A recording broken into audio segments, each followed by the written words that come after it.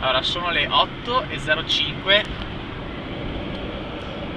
del 15 agosto 2009, Ferragosto, e stiamo viaggiando verso nord, verso Trst. Siamo partiti da Rovigno circa 20 minuti fa, traffico perfettamente scorrevole, velocità 100 all'ora. E ora come ora devo dire che ho una voglia pazza di studiare introduzione alla fisica moderna, esame che sosterrò il giorno 10 settembre. E sì, faccio questo video perché è probabile che appena metto piede a casa la mia voglia cadrà come E alla meno NT, proprio esponenziale diretto, quasi come fosse.